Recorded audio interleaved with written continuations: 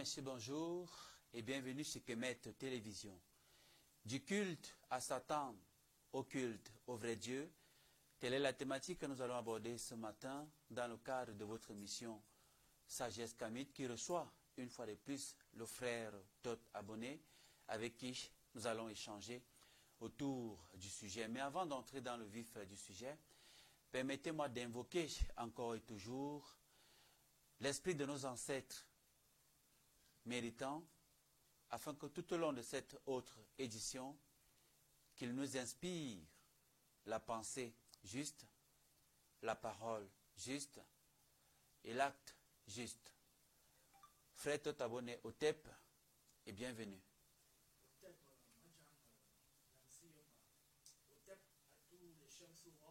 Au TEP à tous les Shemsoumaat, au TEP à tous les Shemsou Djeuti et au TEP à tous les Shemsoura.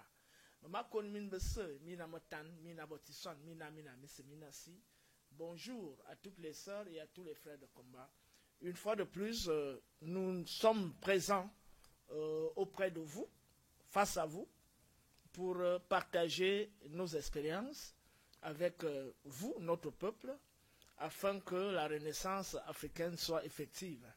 C'est d'ailleurs cet instant qui nous permet de remercier toutes les sœurs et tous les frères de combat qui nous envoient leurs encouragements et surtout ceux et celles qui nous apportent leur soutien pratique pour la promotion de le Kemet TV. Et nous les remercions vivement et nous leur serons toujours reconnaissants. En même temps, nous appelons toutes les sœurs et tous les frères de combat qui passent leur temps dans les réseaux sociaux à chercher des rituels, à se quereller contre les chrétiens, contre les musulmans, à crier Hotep tous les jours, qu'il ne suffit pas de le faire pour dire qu'on est Kamit.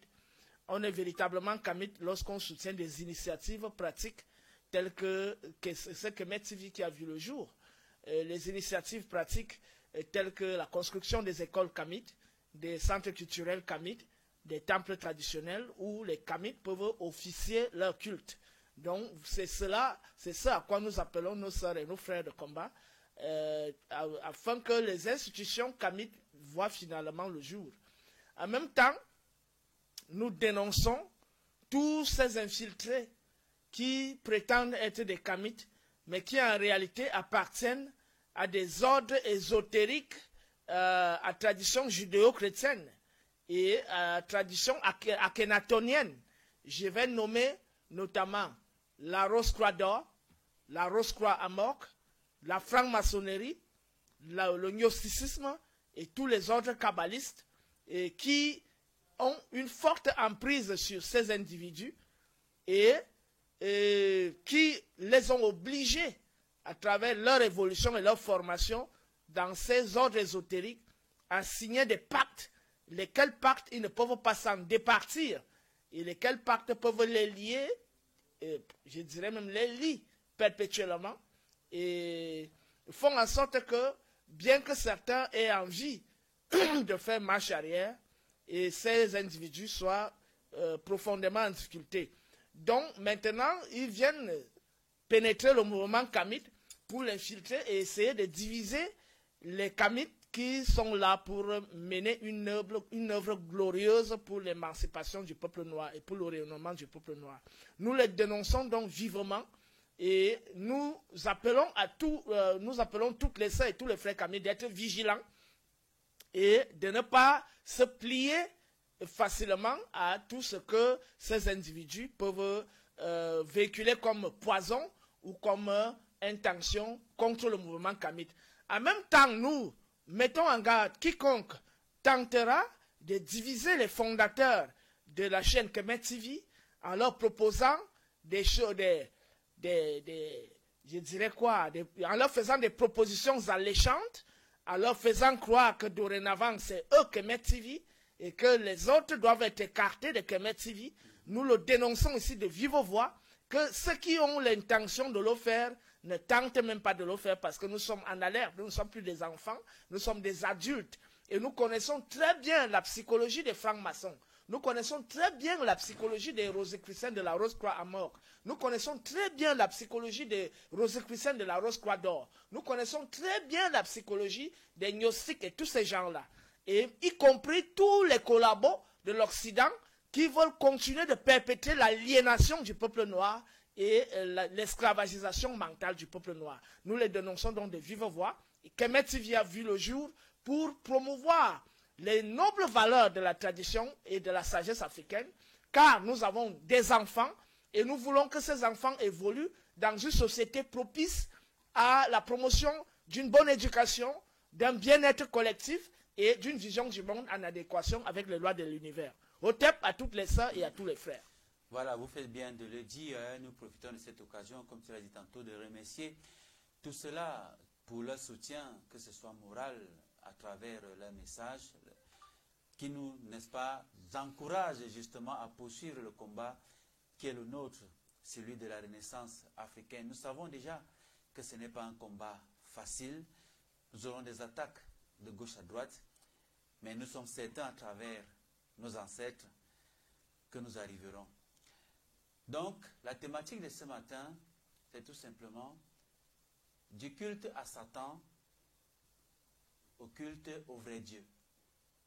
Mais avant, je vais faire un bref récapitulatif sur l'émission que nous avons diffusée la dernière fois, notamment la vérité sur la Bible, acte 2. Et un de nos téléspectateurs, nos abonnés justement, qui nous a envoyé un message, parce que dans cette émission, nous avons parlé d'Israël, ce peuple qui est né juste après le peuple hébreu. Et donc, il dit ceci: pour pouvoir lire Israël, il paraît qu'il y a eu interpolation sur la stèle de Meramta. Donc, quand il dit déjà « il paraît », déjà ce terme pose un problème parce que la science est tellement rigoureuse qu'on ne connaît pas de « il paraît ». Alors, frère, pour répondre à cet abonné. Premièrement, je voulais interpeller tous ceux qui nous suivent actuellement à aller réécouter intégralement la dernière émission, notamment la vérité sur la Bible, acte 2. Parce que j'ai constaté que beaucoup de personnes ont fui cette deuxième émission après s'être brûlées ou après avoir eu l'impression de recevoir des vibrations très fortes suite à l'émission acte 1. Et à l'émission acte 2, nous avons posé les jalons de ce que nous allons développer aujourd'hui. Et ce que nous allons développer qui va nous porter de ce palier vers un palier supérieur. Donc, ceux qui n'ont pas suivi la vérité sur la Bible, acte 2, seront totalement perdus sur ce que nous disons actuellement. C'est une construction. C'est une construction. C'est-à-dire, la pédagogie voudrait qu'on aille pas à pas pour montrer aux gens les limites d'un système pour la lumière ou l'élévation du système qu'ils n'ont jamais pris en vue. Donc, l'émission d'aujourd'hui est en continuité avec l'acte 2 intitulé « La vérité sur la Bible ». Donc, ceux qui nous suivent actuellement, on les invite d'abord à aller réécouter intégralement la vérité sur la Bible, acte 2, afin de comprendre où nous allons. Et donc, en ce qui concerne celui qui a envoyé l'internaute, qui a envoyé le message, notamment sur la question de la stèle d'Israël, c'est la stèle effectivement de Meremta que vous voyez là. On va aller très rapidement pour avoir très rapidement de développer notre thème. Nous aurons suffisamment du temps. Donc voilà, vous avez la stèle de Meremta là. Et cette stèle, comme les écritures sont très petites, vous ne pouvez pas les lire facilement. Les techniciens ont agrandi cette écriture et vous avez donc à la dernière ligne là, vous avez Israël écrit là, à la dernière ligne, exactement à cet endroit. Et même jusque là, comme vous ne pouvez pas lire, j'ai fait l'effort d'agrandir cette écriture pour permettre aux téléspectateurs de savoir de quoi il est question. D'accord. Vous avez donc là, vous avez Isria. Isria. Vous avez deux I là-bas. I, S, T, R, Isria. Ça c'est A, ça c'est R. Donc, vous pouvez lire ça Isria, vous pouvez lire ça Isiriari, vous pouvez lire ça, d'autres traduisent ça Yesréel. Donc, la vallée de Yesréel que vous retrouvez dans la Bible. Donc, vous pouvez lire Isria, comme vous pouvez lire Isiriari, ou alors Yesréel. Et là, maintenant, vous avez Fetek Ben Peret F. Donc, Israël est détruit, Ben Peret F, sa semence n'existe plus. Et donc, là, vous remarquez une chose, c'est qu'il y a un bâton cassé en haut, ça, ce symbole, qui indique que c'est l'étranger. Et qu'est-ce qui est étranger? C'est l'homme et la femme au pluriel qui signifie le peuple. Donc, ça signifie le peuple étranger nommé Israël. Donc, c'est un peuple étranger. Et qui est donc un peuple envahisseur. Donc, ça ne saurait être un peuple autochtone, c'est-à-dire un peuple africain ou un peuple noir. C'est un peuple étranger. Ce qui consolide notre thèse, c'est cet hiéroglyphe encore, qu'on lit. Vous avez I, vous avez S, vous avez I, vous avez R, vous avez I, vous avez le déterminatif de l'étranger et vous avez l'homme. Donc, ça se lit ici, ri. Vous avez ici, ri. Qu'est-ce que ça veut dire? Ça veut dire l'étranger. Et là, comme vous avez une seule personne, donc c'est pour ça que c'est au singulier. Là-bas, c'était au pluriel parce qu'il y avait l'homme et la femme et 3 barres qui indiquent le pluriel. Donc, vous avez donc l'étranger. Vous voyez que Isria et Isiri, c'est même d'abord, ça se ressemble. Ça veut dire que les gens qui viennent d'ailleurs, c'est-à-dire les étrangers, voilà, ils ont donc été détruits et leur semence n'existe plus. Qui sont ces étrangers? Ce sont justement les envahisseurs qui ont envahi le peuple de Kama, c'est-à-dire le peuple noir. Et ces envahisseurs, en réalité, les pharaons les nommaient Heka Kasut, c'est-à-dire les chefs des tribus nomades. Donc, ce ne sont pas les Noirs autochtones, ce sont des étrangers qui ont donc envahi l'Égypte. Et vous avez donc ce déterminatif qui indique les étrangers. Vous avez le même déterminatif que vous voyez ici, qui indique les étrangers. Et vous avez un autre déterminatif là, parce que ce déterminatif et ce déterminatif, les deux déterminatifs indiquent les peuples étrangers. Vous avez donc là, qui sont identiques. Donc, Isiri et Isiria, qui sont identiques. Et vous avez l'autre déterminatif, qui indique aussi là-bas, les peuples étrangers, ce déterminatif-ci. C'est le même déterminatif que vous aurez en bas. Donc, ce sont des peuples venus d'ailleurs, qui ont donc envahi l'Égypte. Et pour être beaucoup plus précis, nous allons lire l'extrait d'un texte, notamment de l'Orient. Un peuple de race inconnue eut l'audace d'envahir notre pays et sans difficulté, ni combat, s'en empara de vive force. Ils se saisirent des chefs, incendièrent sauvagement les villes, rasèrent les temples des dieux et traitèrent les autochtones. Manéthon précise bien les autochtones. Et il dit bien un peuple venu d'Orient. Voilà, donc ce n'est pas un peuple noir, ce n'est pas un peuple africain. Donc c'est un peuple venu d'Orient. C'est très clair. Donc, et traiter les autochtones avec la dernière cruauté, égorgeant les uns, emmenant comme esclaves les enfants et les femmes. On dit emmenant comme esclaves. Les Noirs ne connaissent pas l'esclavage. Donc, Manéthon nous précise bien que les gens qui ont commencé à initier l'esclavage, c'est ce peuple envahisseur. Donc, amenant comme esclaves les enfants et les femmes des autres. Manéthon in Aegyptiaca. Celui qui parle, le voici. C'est un grand prêtre de l'Égypte pharaonique qui a existé autour de 350 avant l'ère actuelle. Il a existé sous le règne de Ptolémée Soter qui a remplacé Alexandre le Grand et Ptolémée Philadelphe. C'est donc lui qui est l'auteur du grand ouvrage qui relate l'histoire de l'Antiquité intitulé Aegyptiaca. Donc c'est Manéthon que nous sommes en train de lire là. Nous avons remarqué que c'est un peuple venu d'Orient, des races inconnues. Voilà, vous constatez donc que voilà donc les individus qu'on a retrouvés, effectivement, qui sont donc les Hébreux, les Apirous, c'est-à-dire ceux qui faisaient partie du groupe des Hekakasut, c'est-à-dire les chefs des tribus nomades. Vous ne voyez pas de noirs là. Donc ça concrétise déjà tout ce qui disait que les Noirs, les vrais Hébreux sont les Congolais. Ces ignorants qui racontent n'importe quoi parce qu'ils s'appuient sur la Bible. Et donc, je termine par là.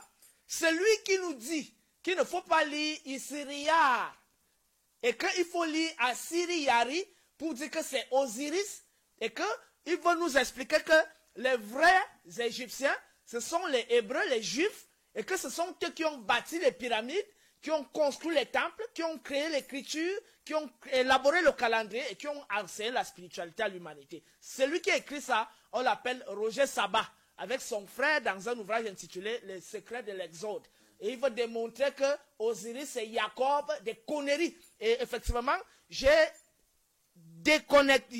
décrypté cette imposture dans la série de vidéos qu'on peut retrouver dans ma chaîne YouTube Pek Yakamata, intitulée Riposte contre les délits septiens des kabbalistes.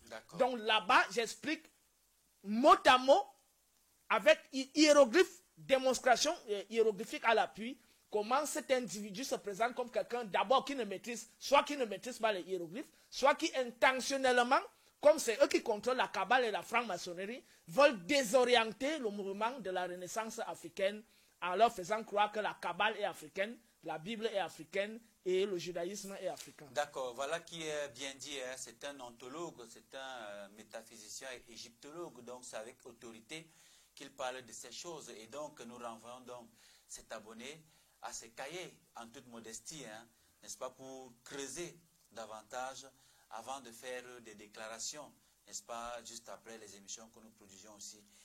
Voilà, frère, nous allons entrer dans le vif du sujet. Du culte à Satan au culte au vrai Dieu.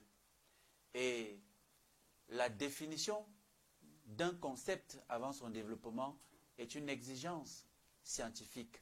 C'est pourquoi je te poserai, voilà, la question de savoir dans un premier temps qui est Satan. Comment l'Africain doit-il le concevoir? Nous savons que dans l'imagerie populaire, quand on parle de Satan, on parle de ce méchant homme qui...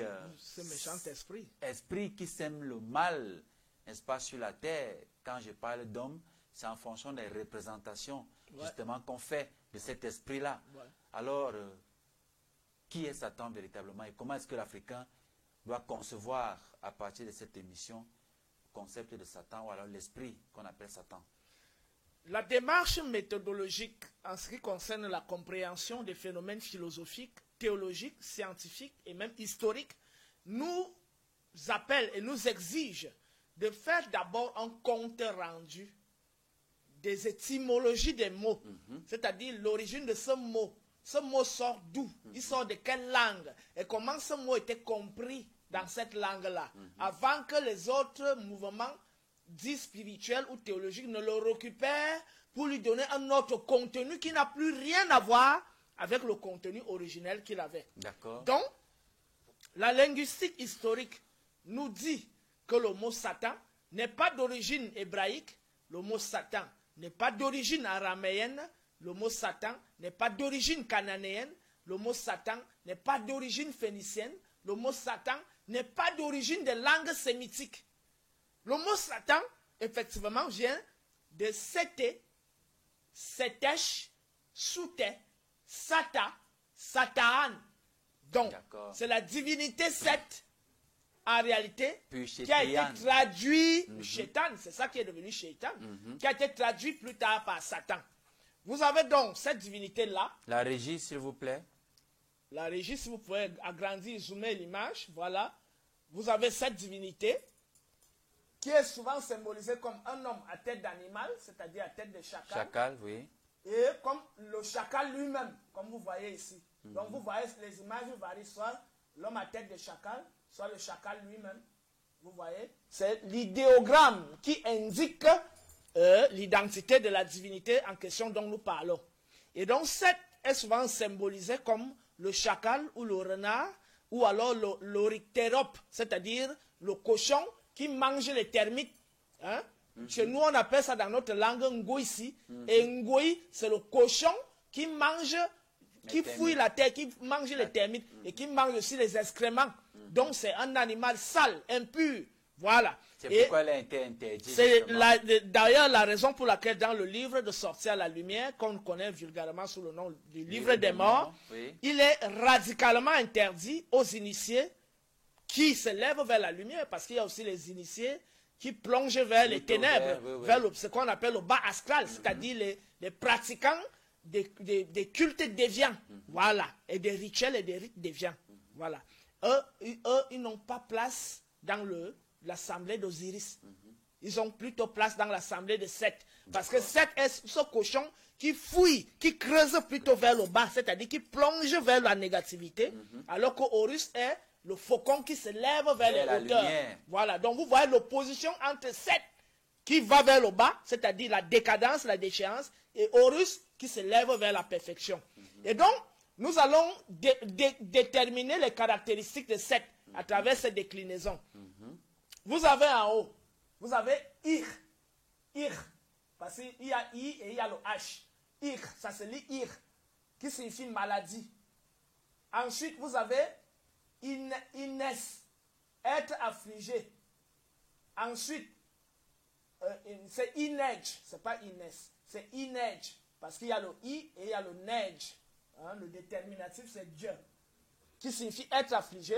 Vous avez Mère, qui signifie être cruel, malade. Vous avez Périte, qui signifie crise. Vous avez Neshni, qui signifie rage, désastre. Vous avez Kenem, qui signifie souffrir. Vous avez Kenen, qui signifie perturber, tumulte. Vous avez Keri, qui signifie orage, nuage. Vous avez Keha, qui signifie rugir. Vous avez Nesh. Donc Nesh, qui signifie gronde. Non, c'est pas Nesh, c'est Ne. Donc NH et NH qui se lit Ne. Ou Nehu. Parce que le symbole ici se lit aussi ou. Donc vous avez Nehu ou Ne qui signifie gronder, rugir, tomber, tonner. Vous avez donc Seth, le dieu du chaos, de la tempête, des éclairs contre les assaillants nocturnes. Donc Seth est souvent présenté dans les fresques égyptiennes comme celui qui est à l'avant de la barque de Ra, avec le bâton en train de combattre le serpent Apopis. Mais lorsque Ra navigue dans la nuit, c'est-à-dire que c'est l'esprit qui symbolise les forces de l'orage, des éclairs, du tonnerre et de la pluie, des tempêtes. Et donc, c'est une force du bas astral qui permet à Ra que lorsqu'il descend dans la Menti, c'est-à-dire le royaume souterrain, de pouvoir vaincre donc les démons, des esprits de ce monde-là. Parce qu'il n'y a qu'un esprit qui connaît ses propres esprits qui est capable de le combattre. C'est-à-dire que comme Seth est avec ses identiques, c'est-à-dire dans l'univers des gens qui sont comme lui, il est donc à même de les combattre parce qu'il les connaît mieux que les esprits de la lumière. C'est pour ça que Ra l'utilise dans le royaume des ombres pour pouvoir vaincre ses propres frères. Et donc ça signifie quoi? Ça signifie que Ra, dans le royaume des ombres, transmute les énergies de Seth pour que Seth opère des actes positifs. Mais dans la nature de Seth, il est déjà essentiellement négatif, comme on vient de le voir. Maladie, être affligé, être cruel, crise, désastre, souffrir, perturber, tumulte, orage, nuage, rugir, gronder, tonner, etc. Donc ça signifie que Seth est le côté obscur de la lumière.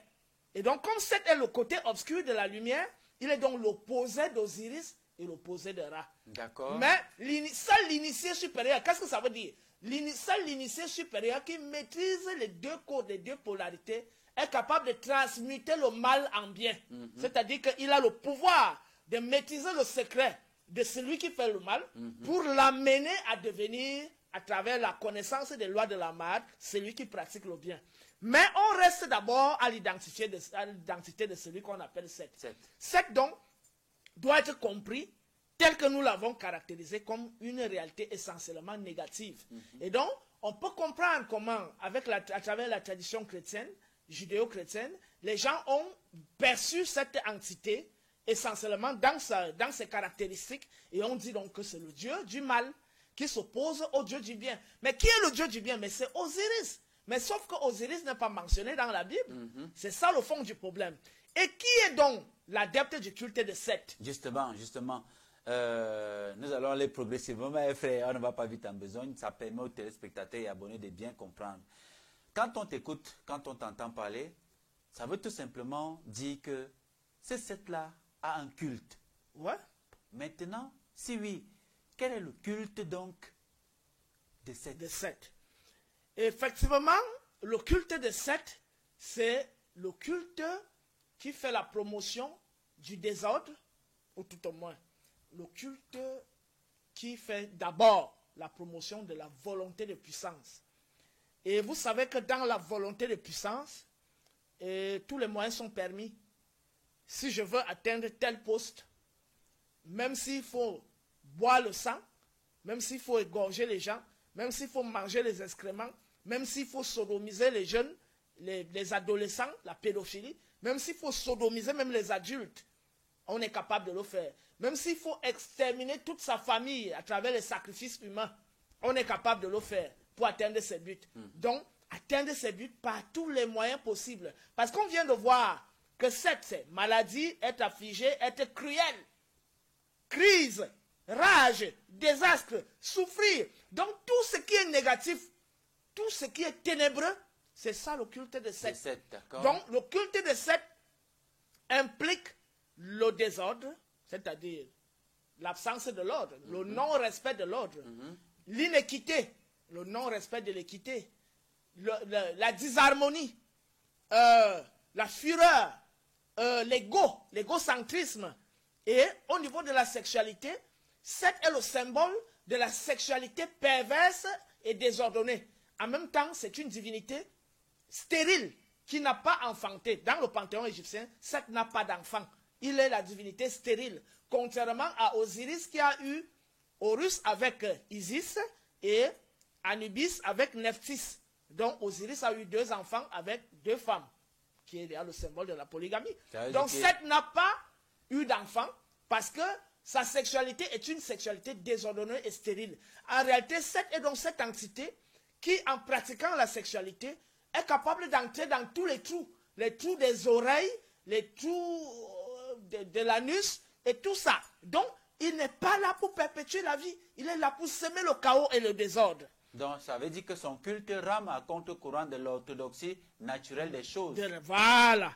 Et donc, tous ceux qui pratiquent le culte de Seth sont exactement dans la logique que nous venons de mentionner. Et dans le culte de Seth, il faut préciser quelque chose. C'est que là-bas, il n'y a pas de loi de jugement. Là-bas, c'est le plus fort qui impose sa loi. C'est-à-dire, c'est l'anarchie totale. Le règne de Seth est le règne de l'anarchie.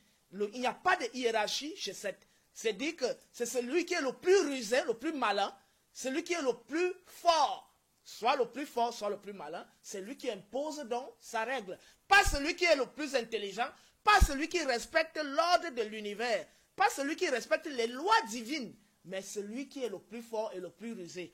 Et on peut donc comprendre pourquoi cela peut transparaître dans le culte judaïque à travers le massacre, le génocide du peuple de Canaan, en tuant tous ces gens.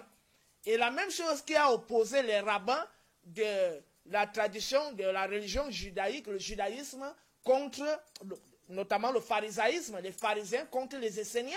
Ils ont exterminé les Esséniens pour créer un mouvement pervers nommé christianisme plus tard. Et c'est aussi pour ça qu'on peut comprendre dans le culte chrétien comment il y a une triade LGBT, homosexuelle, c'est-à-dire le Père est masculin, le Saint-Esprit est masculin, le Fils est masculin. On se pose donc la question, le Père a engendré le Fils avec qui?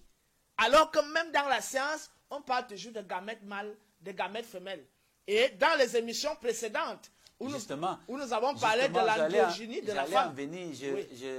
J'en souris tout simplement parce que la semaine dernière, la cohérence de tes propos avec ceux d'aujourd'hui nous montre effectivement que c'est ce Dieu Seth-là qui a été adopté par des chrétiens. Et c'est la raison pour laquelle, justement, nous voyons que pour accéder à un certain poste, il faut faire tout genre de choses dont tu viens de citer. Voilà. Donc c'est ce Dieu-là, cette divinité-là, qu'ils ont adopté. C'est pourquoi dans la Bible on parle de Dieu des armées. Voilà. C'est-à-dire celui-là Des armées. qui pour défendre, il est prêt à tuer, J'apporterai à commettre des crimes. encore beaucoup plus de précisions pour montrer que la divinité c'était Satan est identique à elle, à Baal et à Yahweh. Je vais revenir sur ça. Mais je voulais d'abord dire qu'on voit même ces figures, ces traces dans la philosophie chrétienne, dans la philosophie chrétienne telle qu'elle est enseignée. Jésus est le fils de qui? De Yahweh, n'est-ce pas? Jésus est masculin, Yahweh est masculin, le Saint-Esprit est masculin. Mais où est la place de la femme? La femme n'est nulle part. Hein? Et puis, lorsqu'on voit les 12 apôtres, où est la femme? Ce ne sont pas que les hommes. Vous ne voyez pas que c'est un problème?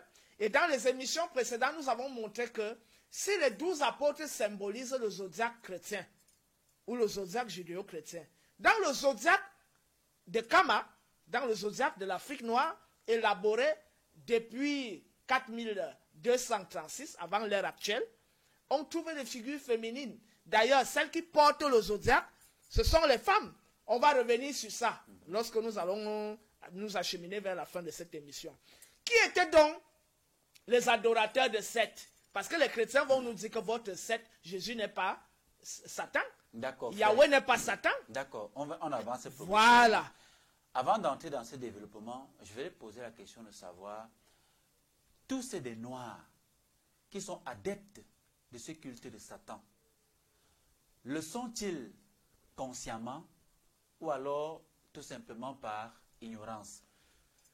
Ça rejoint justement le développement que tu voulais apporter tout à l'heure. Voilà, avant d'aborder la question des Noirs, il faut d'abord préciser qui étaient les adorateurs de Seth. Justement. Et pourquoi, de cette adoration de Seth, nous sommes parvenus au judaïsme, au christianisme et à l'islam.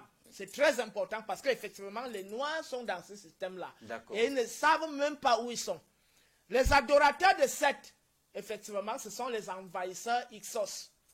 Et nous pouvons le démontrer sur les quelques noms et sur d'autres preuves qui arrivent encore.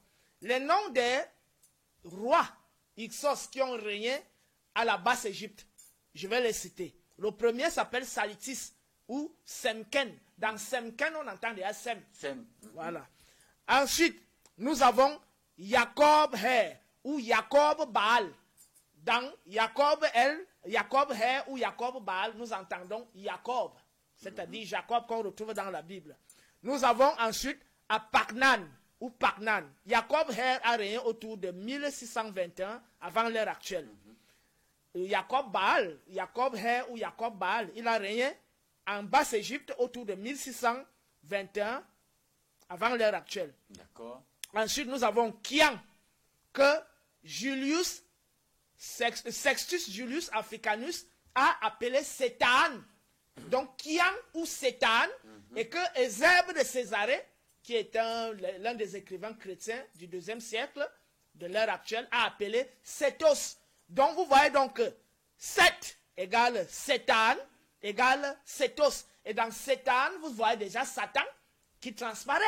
Et qui dit ça? C'est Sextus Julius Africanus qui a vécu entre le 1er siècle et le 2e siècle. Donc ce sont eux qui nous font le rapport. Et ils nous disent donc que c'est le nom qu'un roi Hyksos a pris. Et ce roi a régné autour de 1621, entre 1621 et 1581 avant l'ère actuelle. Ensuite, nous avons un autre roi Hyksos qui a encore un nom très grave. Il s'appelle Apopi. Donc Apophis, qui est l'ennemi de Ra, c'est-à-dire Apophis qui est le dieu des ténèbres, du désordre, qui est l'ennemi de la lumière. À Seth. Voilà. Donc Apophis et Seth, sur le plan des caractéristiques négatives du divin, sont identiques, sont des synonymes. Il ne suffit que d'entrer dans le Panthéon, taper même sur Google Apophis, on va vous dire qui il est. On va vous dire c'est le gros serpent ancien, qui est le serpent chaotique qui répand les ténèbres. Quand vous allez taper Seth, on va vous dire exactement la même chose, que c'est le dieu du désordre, c'est lui qui a tué Osiris, et que c'est le chaos, c'est la perversité. Que c'est vérifiable, que c'est même lui qui a pratiqué, qui est même l'initiateur de l'homosexualité. Voilà. Ensuite, le dernier roi des Hyksos s'appelle Kamoudi. Voilà. Donc, voilà quelques noms des rois Hyksos qui nous montre effectivement qu'ils ont adopté, quand ils sont arrivés chez nous, ils ont retrouvé en Seth et Apophis les caractéristiques de Baal et de El. Parce que ces Asiatiques, ces gens venus de l'Orient, comme on venait de le lire avec Manéthon, chez eux, ils adoptaient El. C'est de El que vient Elohim. Elohim, c'est le pluriel de El. Et ils adoptaient aussi Baal. Vous allez retrouver le culte de Baal partout dans la Bible. Parce que les Hébreux disaient que Dieu leur a parlé, mais ils ont passé le temps à adorer Baal. Voilà. Donc, parce qu'en réalité, c'est la résurgence mémorielle de ce à quoi leurs ancêtres étaient attachés depuis Ur en Chaldée avant d'arriver à Canaan et avant d'arriver en Égypte. Donc ils se sont attachés à leurs anciens cultes, c'est-à-dire le culte à El, qui est devenu Elohim, et le culte à Baal, qui sont donc ces divinités. El et Elohim sont les divinités de l'orage, de la tempête, des éclairs, du tonnerre, exactement comme Seth. Et donc comme ils ont trouvé que Seth et Apophis ont les mêmes identifiants, ils ont donc adopté cette divinité pour dire que ces dieux ressemblent exactement à Baal et à El, que nous avons adopté en Mésopotamie, c'est-à-dire à Ur en Chaldée. Donc ils ont adopté Seth comme Dieu et ils ont commencé à lui vouer un culte. Et je vais aller plus loin. En parlant, nous allons parler de Yahou, mais pour d'abord préciser que les adorateurs de Seth étaient les ancêtres des Hébreux et des Arabes. Voici la preuve ici. Nous avons cette lettre qui est intitulée La querelle d'Apophis et Sekenereta. Nous avons vu Apophis ici, l'un des rois Ixos. Et donc, c'est effectivement l'un de ces rois qui se querellait avec le roi autochtone qu'on appelait Sekenereta, qui régnait en Haute-Égypte. Parce que lorsque ces envahisseurs nous ont envahis, ils n'ont pas envahi toute l'Égypte. Ils ont envahi une partie, c'est-à-dire la partie de la Basse-Égypte. Alors que les souverains autochtones régnaient au niveau de la Haute-Égypte, c'est-à-dire jusqu'en frontière avec la Nubie. Et ce souverain s'appelait à cette époque Sekenereta. Il y a donc eu une querelle entre les deux. Et je m'en vais lire exactement ce qui s'était dit dans cette querelle. Il dit: il arriva que la terre de Taméri était dans la misère, puisqu'il n'y avait pas de guide gouvernant comme un roi normal à cette époque. Il arriva que le roi Sekenereta, vie, force et santé, n'était que le roi de la cité du sud, c'est-à-dire de la Haute-Égypte, et la misère était dans la cité du nord, c'est-à-dire la cité de là où les Ixos régnaient. Parce qu'en réalité, c'est les gars qui étaient habitués à la terreur, à la guerre, etc. Parce que je voulais aussi, j'ai oublié quelque chose. El et Baal et Seth sont aussi les dieux de la guerre. Parce que les éclairs, le tonnerre, les orages sont le symbole de la fureur. Donc c'est quand on veut faire la guerre qu'on adopte donc ces dieux. Et quand on est un peuple qui est habitué à verser le sang, à tuer, à pratiquer des mœurs perverses. Et effectivement, les Égyptiens appelaient les Ixos Yadet, c'est-à-dire les pestiférés, les orduriers. Et ils les appelaient aussi Nebdouked, c'est-à-dire ceux aux mœurs perverses. Et on peut comprendre pourquoi ils ont adopté Seth, qui pratique l'homosexualité. Et qui est donc une divinité qui sème le chaos et le désordre. Et la méchanceté partout.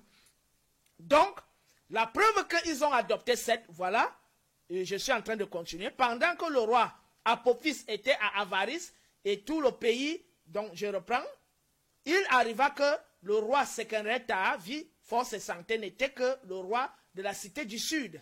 Et la misère était dans la cité du nord.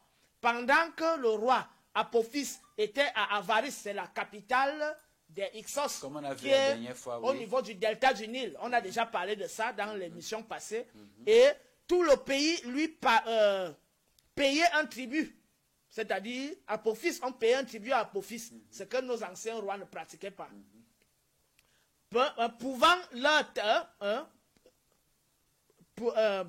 Donnant leur taxe en entier, ainsi qu'en emportant toutes les victoires de l'Égypte pharaonique. C'est-à-dire que c'était un racketteur en réalité.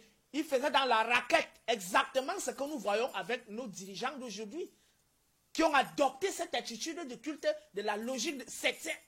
Affamer le peuple. Voilà. C'est exactement la même chose. On dit il y avait de la misère. Donc partout où il y a un dirigeant qui a une mentalité chrétienne, qui est dans les pratiques chrétiennes, il va tout faire pour affamer le peuple. Parce que c'est pour lui une technique de régner et de continuer de dominer les consciences.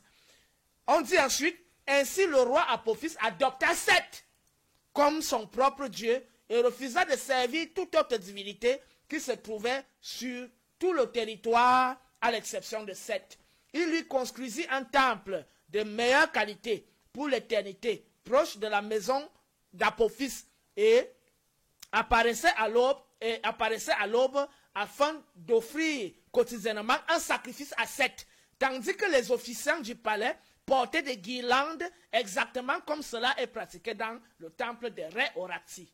En ce moment, pour le roi Apophis, il avait envie d'envoyer un message flamboyant au roi Sekenreta, roi du Sud, vie, force et santé, roi de la cité du Sud. Et le roi Apophis leur répondit en disant, « Je dois envoyer un message au roi de la cité du Sud. Je commande que nous évaluions le pouvoir du Dieu qui le protège.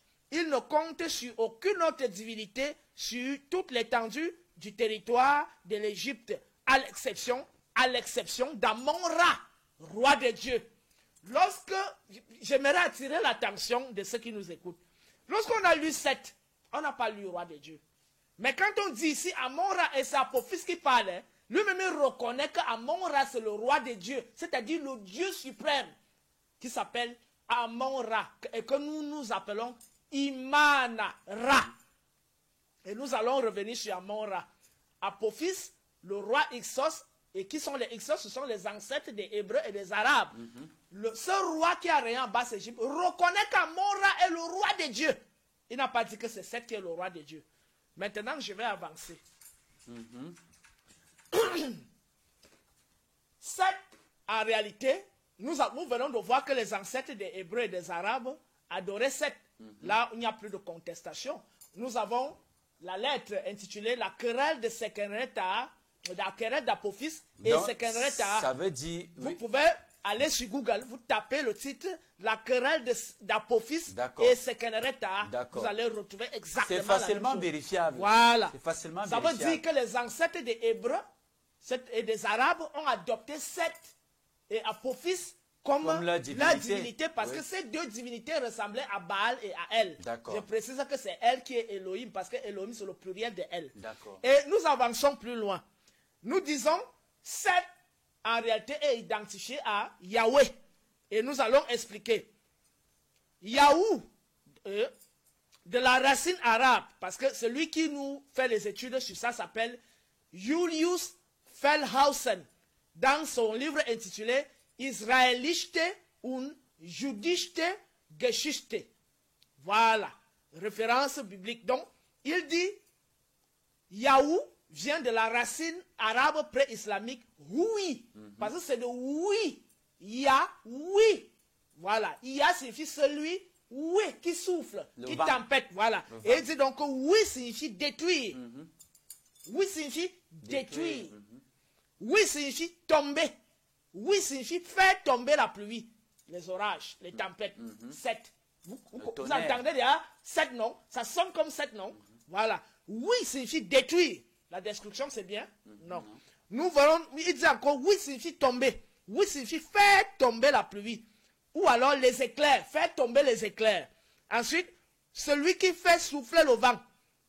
Dieu de l'orage, suivant les recherches de Julius Wellhausen dans le titre que je viens de nommer.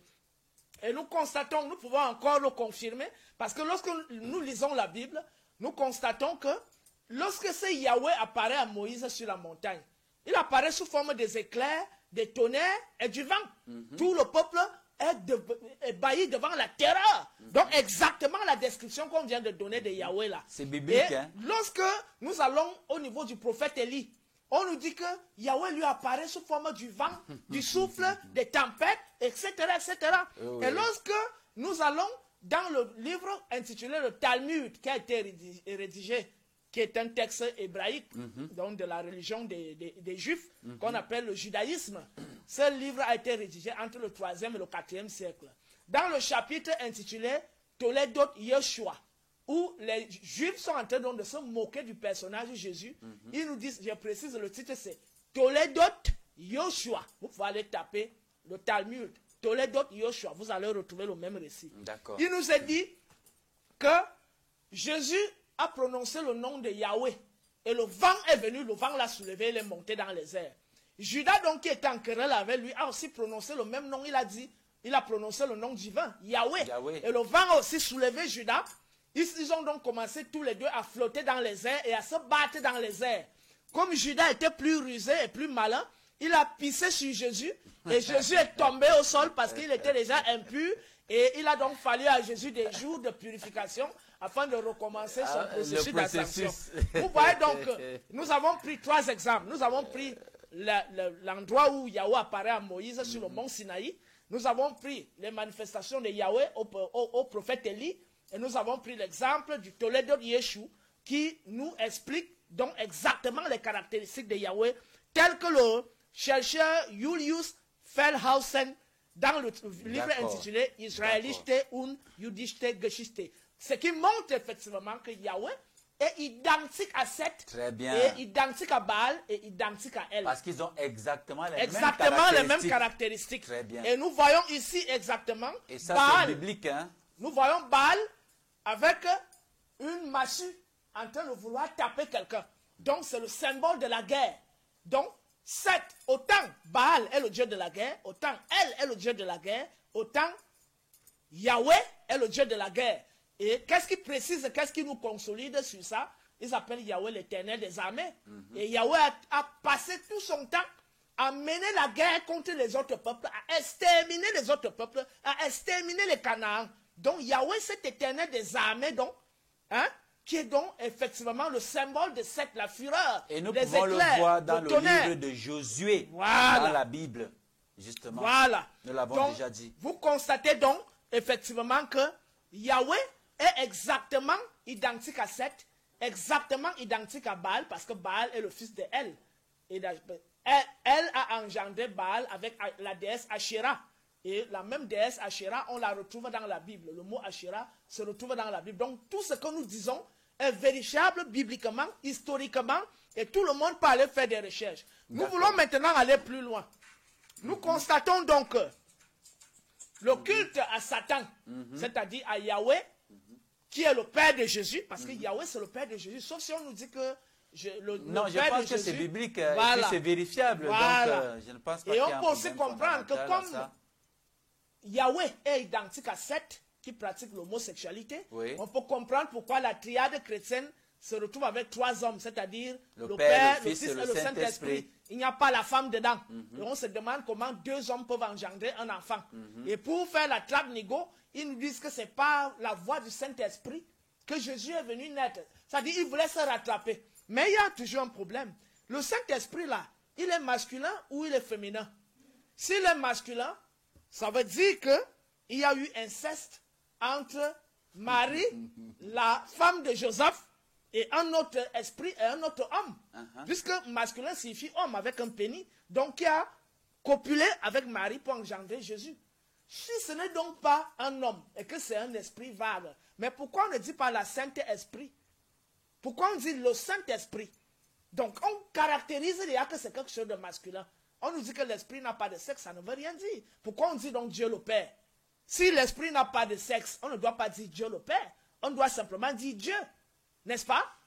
Voilà donc ces incongruités. D'accord, frère. Montrent à suffisance. Oui. Juste une petite parenthèse. Oui. L'image que tu viens de présenter du Saint-Esprit qui féconde une femme, nous avons les fresques égyptiennes, nous avons même des images, des gravures dans des pyramides en Égypte qui nous montrent justement l'annonciation. Est-ce que ce n'est pas le même processus? Non, le problème c'est que là-bas, ce n'est pas le Saint-Esprit qui vient féconder la mère de Hatshepsut. C'est que Djeuti, l'intelligence divine. Donc Hatshepsut a une vision en réalité. Quand on dit l'intelligence divine, c'est cette intuition que nous vivons dans les rêves et quotidiennement. Elle a eu une révélation, la mère d'Hatshepsut a eu une révélation qu'elle devait enfanter. Voilà. Ce n'est pas que le Saint-Esprit l'a couvert de son ombre pour la féconder, pour qu'elle puisse enfanter. D'accord. Donc, il faut faire la différence entre l'acte sexuel qui se passe entre Marie, parce qu'en réalité, quelle est la vérité dans la scène d'Hatshepsut? En réalité, c'est que le père d'Hatshepsut et la mère d'Hatshepsut se sont mis ensemble parce qu'on connaît le père d'Hatshepsut. C'était Toutmosis II. Voilà. Et la mère d'Hatshepsut se sont mis ensemble et ils ont enfanté. Mais avant d'enfanter, la mère d'Hatshepsut a eu la révélation qu'une grande reine devait venir pour régner. Et c'est suite à l'acte sexuel entre le père d'Hatshepsut et la mère d'Hatshepsut qu'Hatshepsut est née. Ce n'est pas une fable, hein, donc il n'y a pas de naissance, il n'y a pas de naissance miraculeuse.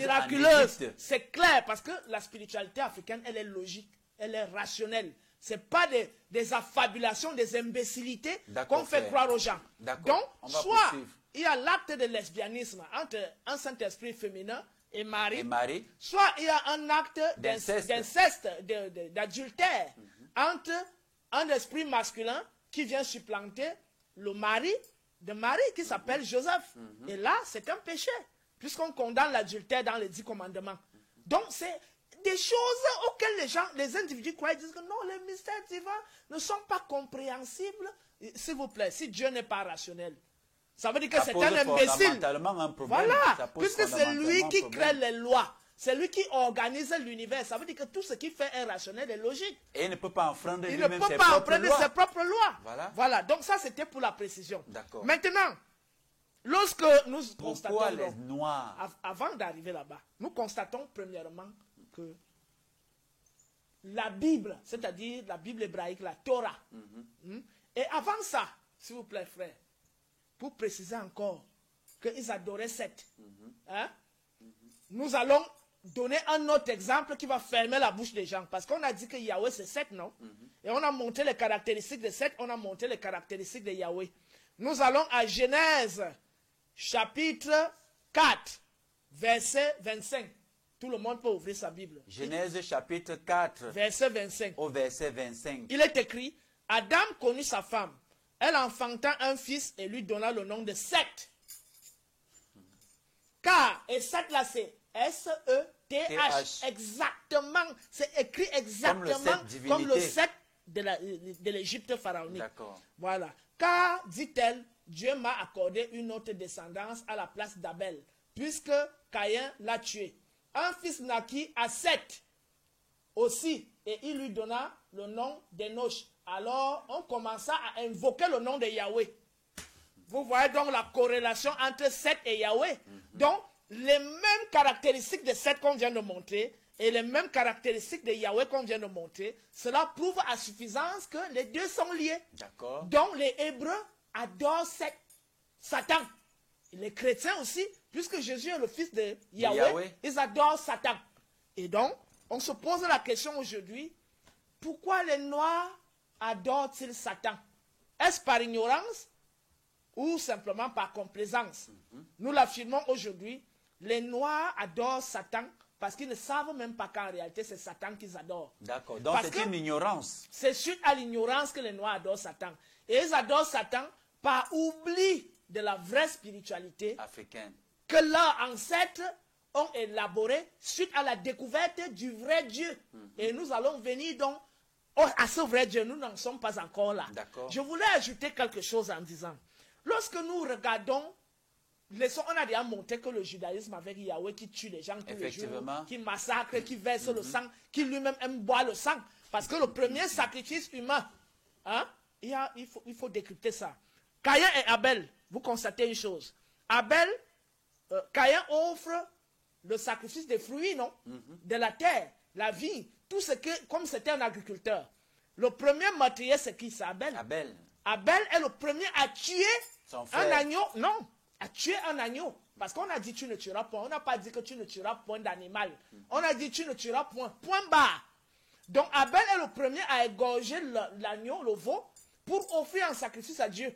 Et on dit donc que Dieu a boudé le sacrifice de Caïn, qui lui a apporté les fruits, le miel, des choses comme ça, pour accepter le sacrifice du sang.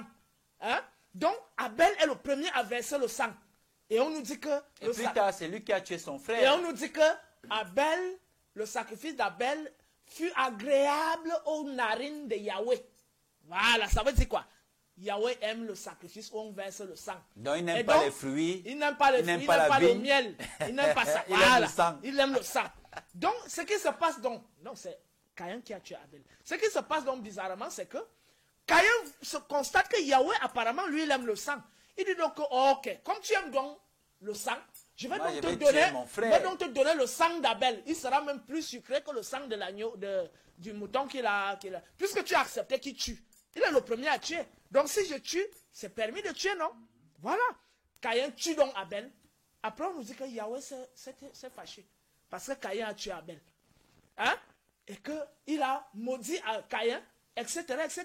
Mais plus tard, qu'est-ce qu'on constate? Le même Yahweh qui est fâché qu'on a tué Abel, demande à Abraham quoi? Le sacrifice de son premier fils, de son deuxième fils, Isaac. N'est-ce pas? Mais là, il se calme, il calme un peu les ardeurs. Quand Abraham veut aller sacrifier Isaac, il dit non, non, non, ne le tue pas encore, on va voir ça plus tard. Voici l'agneau, égorge ça. D'où le culte de Ramadan où on égorge les moutons. La fête du mouton. Tout ça. Même chez les Hébreux, les Juifs, dans le culte du judaïsme, on fait la même chose.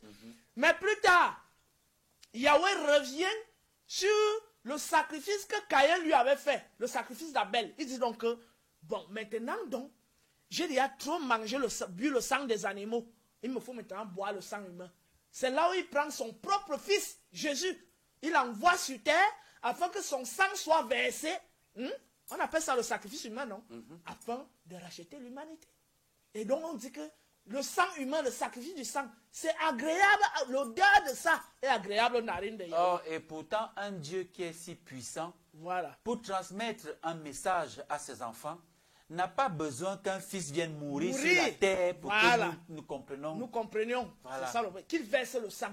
Parce qu'il précise bien qu'il fallut que le sang de Jésus fût versé, coula. Mais dans les rites d'Osiris, c'est autre chose, parce qu'on va revenir sur les rites d'Osiris plus tard. Vous allez voir la falsification, parce qu'ils recopient ce que les Africains font, mais ils falsifient et ils pervertissent la chose. Ce n'est plus la même chose. Donc, on constate une chose. Dans la Bible, il y a les sacrifices humains que Yahweh aime, puisqu'il a sacrifié son fils unique pour verser son sang.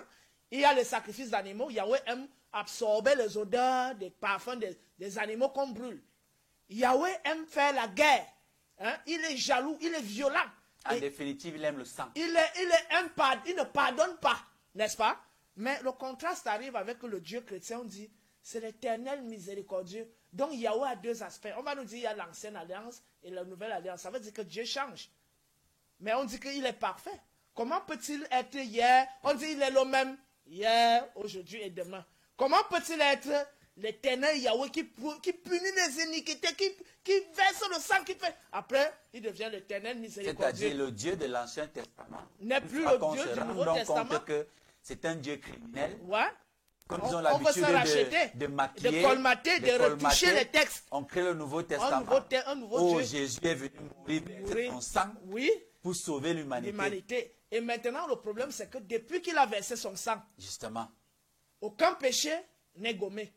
Les chrétiens qui donnent leur vie à Jésus continuent d'être des malfaiteurs, des pervers, des gens qui font du mal, qui ne pensent que du mal vis-à-vis des autres. Parce que je sors, j'ai vécu, ma mère était pentecôtiste.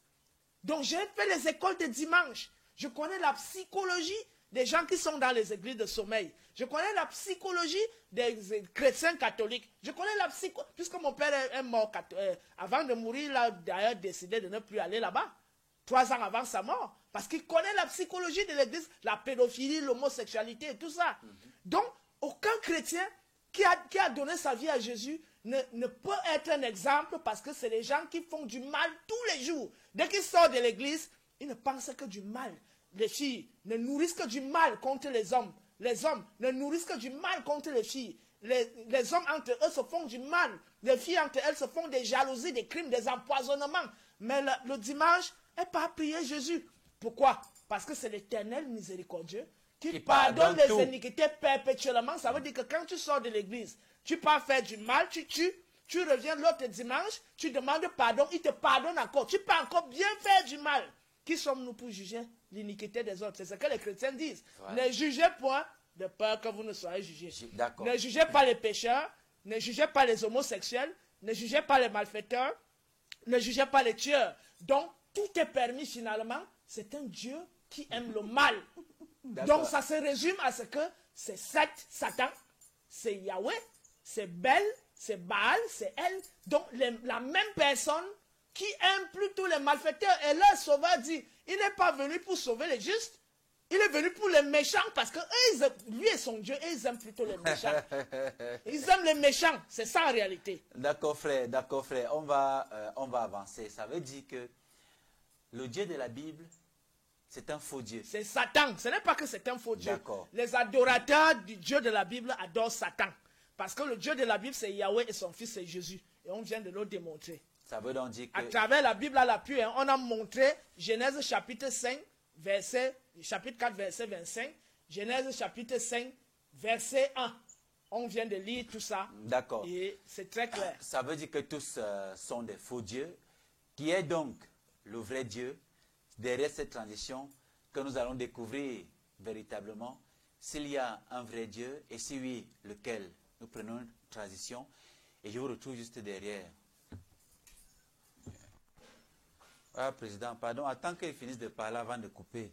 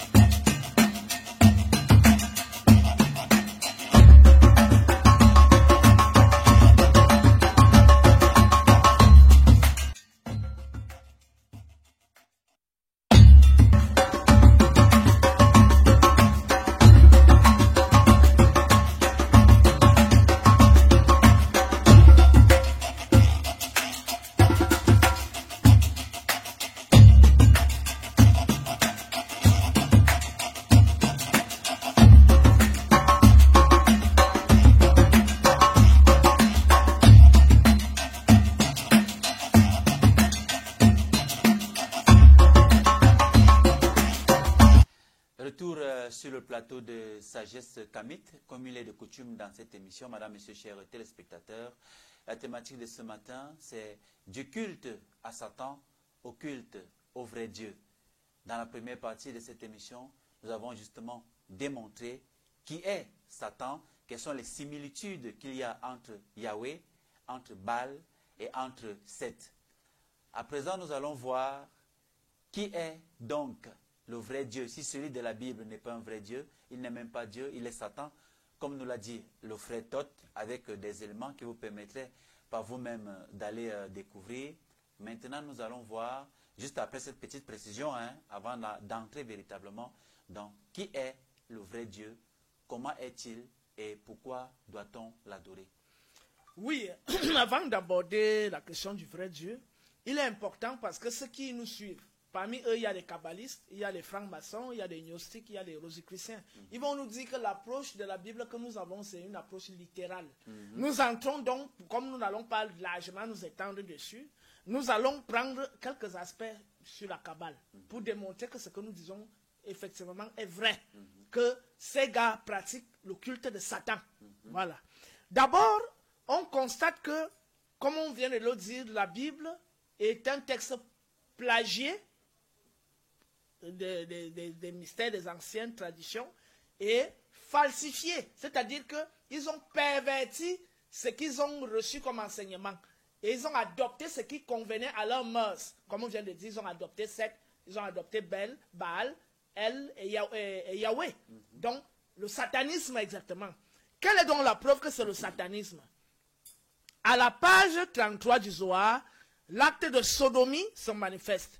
Et c'est d'après ce passage que l'initié découvre son arbre kabbalistique qui s'enflamme et le transporte.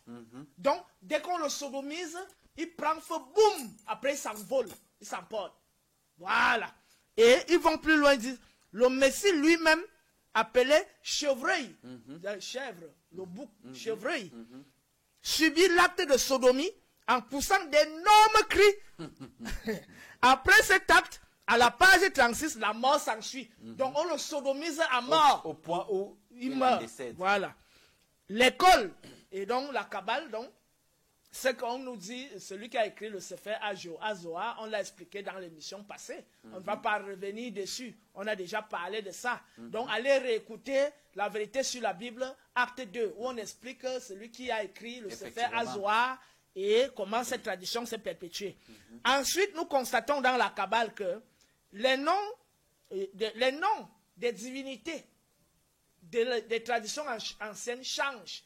Et changent non seulement des noms, mais des significations. C'est-à-dire que quand les kabbalistes parlent d'Elohim, ce n'est plus le Dieu du vent, ils disent que c'est le Dieu supérieur. Quand ils parlent de Yahweh, non, ils disent que c'est le Dieu supérieur, le Dieu suprême. Or, on vient de voir tout à l'heure que Seth est l'aspect négatif de la divinité. Et le roi Apophis, c'est-à-dire qui s'appelait, et qui est le roi des Hyksos, l'ancêtre des Hébreux et des Arabes, hein? Il adorait Seth, n'est-ce pas? Et lui-même a reconnu que le roi des dieux s'appelle Amon-Ra. On a lu le texte là tout à l'heure, on n'invente pas. C'est lui-même qui dit, c'est pas nous qui disons. Et nous venons de voir qu'effectivement les Hébreux avaient adopté Seth, comme on l'a aussi vu dans la Bible. On a vu la corrélation entre Seth et Yahweh, non? Que c'est à partir de la naissance de Seth que le culte de Yahweh... Allez lire.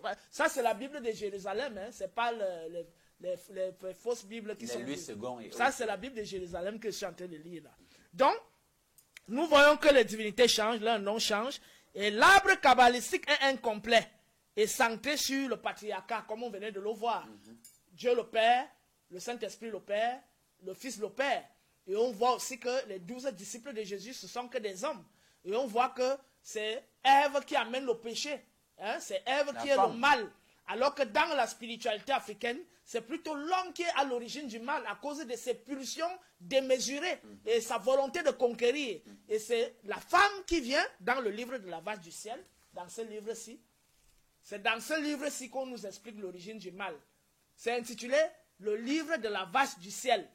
Donc, contrairement à ce qu'on nous dit à la Genèse, que c'est la femme qui a amené le péché et qui a amené l'humanité à la perdition, c'est exactement le contraire qui est narré ici, c'est plutôt l'homme. Et ce livre est rédigé autour, en tout cas c'est une reprise des textes des pyramides, et compilé et rédigé autour de 1500 avant l'ère actuelle. Et dans l'émission passée, nous avons montré que le premier manuscrit de la Bible date de l'an 750 avant l'ère actuelle. Donc on est à 1500, donc ça fait 750 ans avant la rédaction de la Bible qu'on parle de l'origine du mal. Voilà. Donc, voilà donc que la femme est le mal absolu. Ça veut dire quoi? C'est un régime, une spiritualité basée sur la logique patriarcale. Nous pouvons donc comprendre pourquoi les gars se sodomisent. Parce qu'on a expliqué l'origine de l'homosexualité dans les séries de vidéos sur religion et développement, où on expliquait effectivement l'origine de l'homosexualité. Et on constate encore une autre chose, c'est que chaque séphirote est une entité à convoquer. Mais ceux qui pratiquent la Kabbale là, les nègres qui pratiquent la Kabbale là, mais vous savez que quand on dit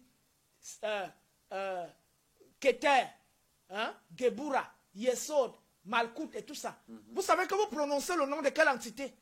C'est votre ancêtre? C'est le culte de vos ancêtres? On vous dit c'est universel. Mais si c'était universel, on devrait tout simplement faire des dessins, n'est-ce pas? Mais quand on prononce déjà ça en une langue, vous ne voyez pas que c'est une colonisation mentale. Ça veut dire que les mots que vous prononcez, ce sont des égrégores de ce peuple-là que vous adorez. Vous n'adorez pas une réalité universelle, mais vous adorez les égrégores de ce peuple. Et vous donnez l'énergie à ce peuple-là. En prononçant Yeshua, vous donnez l'énergie aux Juifs, aux Hébreux. En prononçant Abraham, vous donnez l'énergie aux Hébreux. Il en va de même de tous les prénoms que nous portons aujourd'hui. Voilà. Emmanuel, Elvis, Voilà. Jean et autres. Voilà. Vous niez votre propre identité pour embrasser l'identité profit des de pratiquants quelqu'un du d'autre. culte de Satan, auquel vous-même vous vous êtes alliés parce que vous vous êtes convertis à ce culte de Satan. Donc, que les Noirs sachent donc aujourd'hui qu'ils vouent un culte à Satan. Et je précise bien, le combat qui se passe depuis l'invasion Hyksos jusqu'à la chute de l'Égypte et jusqu'à l'esclavagisation du peuple noir, c'est le combat entre le culte des satanistes, c'est-à-dire le culte de Seth, Et le d'Amon, culte de d'Amon-Ra, Baal, oui. et le culte d'Amon-Ra, qui est le culte du vrai Dieu du peuple noir. Parce que l'ancêtre des Hébreux et des Arabes lui-même a reconnu qu'Amon-Ra est le roi des dieux. On venait de le lire là tout à l'heure. Donc, le combat entre Seth, les pratiquants du culte de Seth et les pratiquants du culte d'Amon-Ra, est relaté, je vais dire, se manifeste sur les monuments de Tel el-Hagar. Parce que ces monuments sont dans la zone d'Avaris, là où il y avait la capitale des Hyksos. Lorsque les prêtres d'Amon ont pris le pouvoir, ont repris le pouvoir, après d'abord Horemheb, qui a désacralisé Akhenaton, les Settiens sont revenus en force. Parce que Ramsès II même allait construire un temple là-bas, vers ce côté-là. Apparemment, il était à cheval entre le culte d'Amon et le culte de Seth. Et donc, après la chute de Ramsès, il y a eu donc le règne des prêtres d'Amon à partir de l'an 1150 avant l'ère actuelle. Ouais. Donc, les Pinedjem, tous ces gens-là. Et donc, ils sont donc allés dans ces villes, ils ont martelé toutes les images de Seth pour effacer le culte de cette divinité négative. Jusqu'à la chute de l'Égypte pharaonique, avec la dernière invasion, l'invasion romaine, il y a eu des pharaons, parce qu'il y avait toujours des pharaons. On dit que le dernier pharaon, c'était Nectanebo II. C'est faux, parce qu'il y a eu 2 pharaons nommés Ankh-Hunefer et Hor-Hunefer qui régnaient à Thèbes autour de l'an 150 avant l'ère actuelle, qui ont mené des révoltes contre les souverains grecs qu'on appelle les Ptolémées. Voilà, donc vous pouvez faire les recherches. J'ai dit Ankh-Hunefer et Hor-Hunefer. Et eux, ils étaient donc des partisans toujours du culte d'Amon-Ra. Et les autres, il faut montrer aussi la corrélation parce que Baal, Seth et Yahweh, étant identiques, ils sont aussi identiques à Zeus. Dans l'émission passée, nous avons montré l'homosexualité de Zeus. La divinité grecque. Et Zeus est le dieu des éclairs, du tonnerre, exactement. Donc c'est aussi ça que les Grecs adoraient. Voilà. Et ce Zeus est devenu plus tard Zeus Pitar. C'est ça qui est devenu Jupiter dans le culte romain. Donc c'est la continuité entre le culte que pratiquaient les Hyksos, les ancêtres des Hébreux et des Arabes, que les Hébreux eux-mêmes ont récupéré, que les Arabes ont récupéré plus tard, et que les Grecs ont pratiqué aussi à travers le culte des autres, parce que c'est les divinités qui ont les mêmes caractéristiques. Oui, effectivement. Voilà. Que ce soit les Arabes, que ce soit les Occidentaux à travers le culte, ils ont hérité, n'est-ce pas, du culte de la Grèce. Seth, oui, de la Grèce. Et donc Zeus, c'est Seth. Jupiter, c'est Seth. Yahweh, c'est Seth. Baal, c'est Seth. Elle, c'est Seth. Donc Satan. C'est le culte de Satan. On peut donc comprendre pourquoi tous ces pharaons autochtones ont donc livré la bataille aux pratiquants, au culte de Seth pendant toute l'histoire de l'Égypte pharaonique. Jusqu'au dernier, c'est-à-dire à l'ère romaine, il y avait des pharaons à Thèbes. On peut comprendre pourquoi finalement les Romains ont décidé de détruire tous les temples d'Isis, d'Osiris et du culte d'Amon-Ra pour raser maintenant la mémoire du culte au vrai Dieu. Et imposer donc le culte à culte Seth. de Seth. D'accord. Et donc le culte à Seth donc, a été perpétué. Et c'est dans ce culte que se trouvent les francs-maçons, les rosicruciens, les gnostiques, les kabbalistes, les chrétiens et les musulmans. Tous sont pratiquants du culte de Seth. D'accord, frère. Nous arrivons donc finalement au culte au vrai Dieu. D'accord, nous allons avancer justement. Il y a un grand frère Kamit, c'est même un de nos savants, Mbok Basson, qui a dit ceci, je cite, l'Afrique ne dit pas Dieu, l'Afrique dit la science. Et c'est parce que elle, Mipo Afrique, est émue devant la question scientifique qu'elle donne à ce principe le nom Dieu. Alors frère, quel est le vrai Dieu? Surtout, comment le savoir et comment l'adorer? Donc, nous avons conclu par nos propos précédents que les Noirs adorent Satan par ignorance parce qu'ils ont oublié le vrai Dieu découvert par leurs ancêtres et dont le culte a été codifié par leurs ancêtres. Et ce vrai Dieu, son nom c'est Imana-Ra, et vulgairement connu sous le nom de Amon-Ra. Et c'est le même Amon qu'on trouve dans les formules chrétiennes Amen, Amen. Amin chez les musulmans. Qui n'est pas ainsi Mais soit-il. Oui, ce n'est pas Mais ainsi qui est soit-il. celui dont le nom t'est caché. Voilà. Le nom d'Amen, parce qu'il faut même que j'écrive ça, c'est très Amen. important. Imen, c'est I, comme ça. Amin. I, Imana. nous avons ça. Nous avons ça. Et nous avons la divinité assise. Et il y a toujours le soleil. Voilà. Nous avons Imin, les Amin, Medunetaires qui nous sont avons dessinés Ra. en direct à la télévision. Et Voilà. on va vous le présenter. Nous avons Voilà. donc Imen, parce que ce hiéroglyphe c'est l'Imen, mais ça c'est renforcé par le N en bas. Et nous avons donc la divinité là, qui est le symbole, qui est le déterminatif, pour dire que c'est la divinité, avec la barbe de la divinité. Et nous avons Ra, qui est le disque solaire.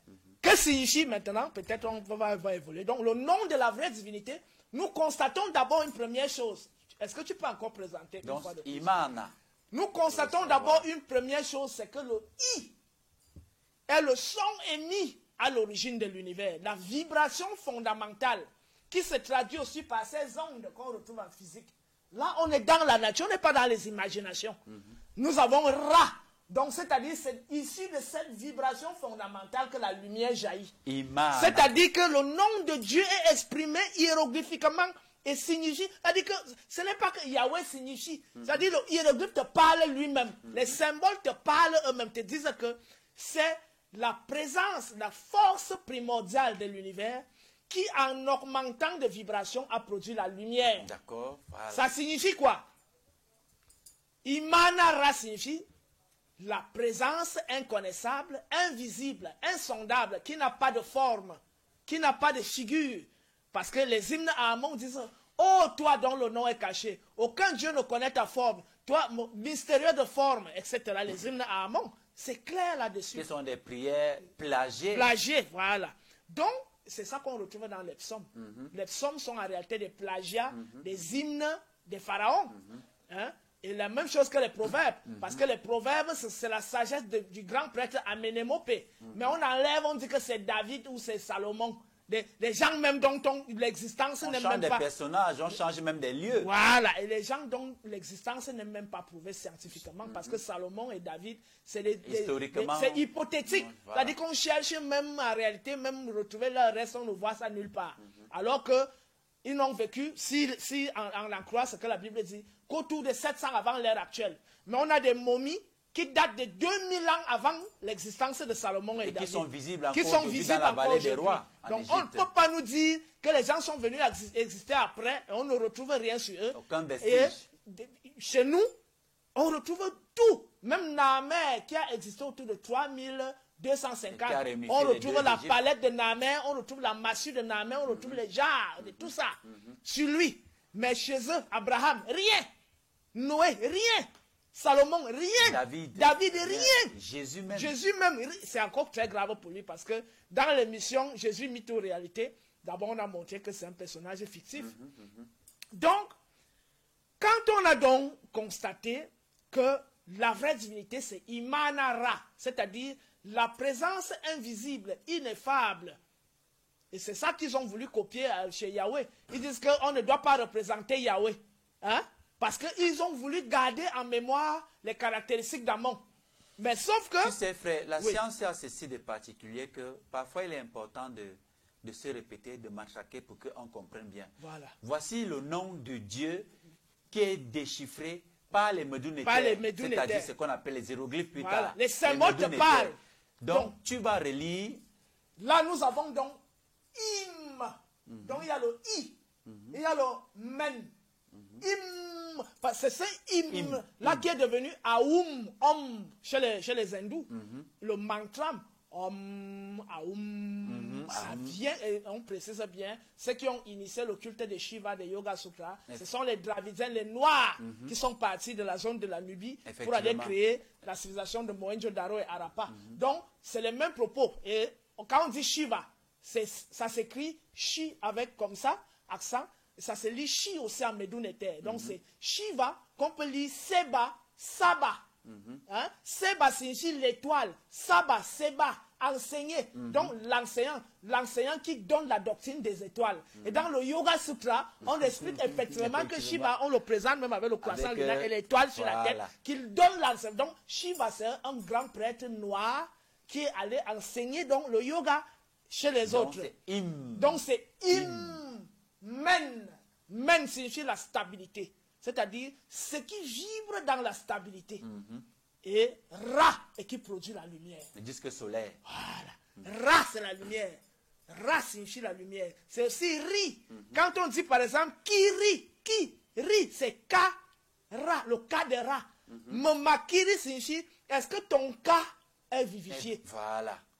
Ka, ki, ri, Kara. Parce qu'on écrit Amon Re, Amon Ra, Amon Ri. Voilà, c'est exactement la même chose. Donc, vous voyez que les symboles parlent et décrivent la science en réalité. On n'invente rien. Donc, vous êtes en face du vrai Dieu. Donc, il ne s'agit pas de dire Yahweh sans pouvoir comprendre ce que ça veut dire. Voilà, parce que les gens ont l'habitude de dire que non. Même si on dit Allah, c'est Dieu, c'est toujours Dieu. Yahweh, c'est... Non, cherchez à connaître la signification. C'est comme si tu viendrais me dire que micro signifie avion. Ou bien... bouteille signifie la pluie, ou bien ça signifie le banc. Parce que ceux qui raisonnent comme ça, c'est des gens qui ne veulent pas réfléchir et pousser les recherches. Pourtant, chaque mot a un sens, une signification et même en origine et une vibration. Voilà. Donc arrêtez de croire que quand on dit Yahweh, ça signifie Dieu. D'accord, frère. Dieu tout-puissant. On va avancer. Donc, le vrai Dieu, c'est Amon-Ra, c'est-à-dire la présence vibratoire.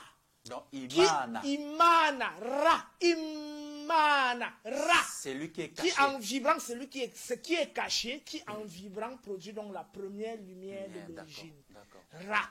Et donc c'est à partir de cette lumière que la conscience et l'intelligence s'éveillent pour créer. Et on a expliqué ça dans les 2 épisodes de l'origine de l'humanité. Je crois que c'est acte 2 où on explique donc que c'est le féminin qui est la lumière et qui donne donc la forme aux choses. On ne va pas revenir dessus. D'accord, frère. Maintenant que tu as expliqué véritablement le vrai Dieu à travers ça, maintenant la question que je vais te poser est celle de savoir quelle est donc la voie qu'il faut suivre pour atteindre donc ce vrai Dieu. La voie qu'il faut suivre pour atteindre le vrai Dieu est simple. J'espère que nous avons encore un peu de temps. C'est vrai qu'il nous reste peut-être 10 minutes. Oui, même en 10 minutes, on peut le faire. Même en 10 minutes, on peut le faire. D'accord. La voie qu'il faut suivre, c'est la voie de Mahat. La pratique de la Mahat. Dans la Bible, il disait les 10 commandements. Et nous avons montré dans les émissions passées qu'il n'y a pas 10 commandements. En réalité, c'est 8. Ils ont ajouté 2. À savoir que je suis le Dieu qui t'a fait sortir d'Égypte, tu n'auras point d'autre Dieu devant ma face. Ils ont ajouté un deuxième commandement qui est tu n'auras point d'image taillée. Alors que finalement, ils ont fait des images taillées avant d'arriver à Mahat. Ils ont fait des images taillées. Qu'on retrouve justement dans le temple. Le veau d'or qu'ils ont fait, qui est donc le symbole de la divinité égyptienne Apis. Donc ils se sont remémorés, ils n'ont pas voulu se déconnecter de ça. Hein? Bon, ils vont dire que ça c'est l'idolâtrie, n'est-ce pas? Bon, par rapport au tabernacle, ils vont encore dire quoi? Hein? Nous allons montrer donc leur arche de l'alliance là tout à l'heure pour qu'ils comprennent très bien qu'en réalité, les gars ont passé le temps, ils disent qu'on ne doit pas se faire des images taillées, mais ils ont passé le temps à plagier ce que nos ancêtres faisaient, mais après avoir plagié ça, ils ont falsifié et ils ont perverti ces enseignements qui n'étaient plus exactement ce que nos ancêtres... Voilà. Vous avez d'abord ici, il y a une première barque ici là. D'accord. Je ne sais pas, on ne va pas trop perdre le temps, mais voilà quand même, vous avez la barque là, il faut bien arrêter. Il faut bien arrêter. Voilà. Vous avez l'arche de l'alliance. On dit qu'il y avait 2 chérubins qui étaient là de part et d'autre. Il y a le Saint des Saints et l'arche de l'alliance. Ils portaient ça sur l'épaule. Voici le Saint des Saints. Qui est à l'intérieur du Saint des Saints? C'est Osiris. Et là, Ils disent les deux chérubins, chez eux, c'est masculin. Mais chez nous, on a montré qu'ils ont inversé tout. Chez nous, vous avez donc Hathor et vous avez Maat. Des autres côtés, Hathor, qui est le symbole de la beauté, de l'amour, qui élève. Qui élève, parce que c'est l'amour qui transforme, c'est l'amour qui élève vers la haute spiritualité. Et c'est l'amour qui perpétue la vie. Et Maat, la déesse de la justice, de la vérité et de l'équité. De l'équité. Voilà. Et là, maintenant, cette divinité... La déesse de l'ordre, justice, vérité, équité. Vous avez donc les 42 idéaux de Maat du temple d'Isis. J'honore la vertu, je profite avec gratitude, je suis en paix, je respecte la propriété d'autrui, j'affirme que toute vie est sacrée, etc. etc. Et dans le chapitre 125 du livre des morts, vous avez « Je n'ai pas tué, je n'ai pas commis d'adultère, je n'ai pas forniqué, je n'ai pas méprisé mes parents, je n'ai pas exécuté... » Vous constatez que les 10 commandements, en réalité, c'est 8. Ces 8 commandements sont les extraits des 42 commandements, 42 idéaux de Maat. Donc, comme ils ne pouvaient pas supporter 42, parce que c'était un peuple pervers qui aimait la guerre, qui aimait les choses négatives, contrairement au peuple noir, dont la nécessité d'accéder au statut d'être divin et d'être de lumière, c'était de respecter ces commandements-ci. En pratique, ce n'est pas en récitant. C'est vivre en réalité. Quand on dit je pratique la vertu, tu dois pratiquer la vertu dans ta vie. Quand tu dis je respecte la propriété d'autrui, tu ne dois pas pratiquer la corruption. Tu ne dois pas chercher à arnaquer les gars. Tu ne dois pas voler. Tu ne dois pas chercher à arnaquer les gars, comme les chrétiens là, qui partent à la messe chaque dimanche et cherchent toujours à réfléchir comment ils peuvent voler, arnaquer le gars d'autrui dès qu'ils voient qu'il a l'argent.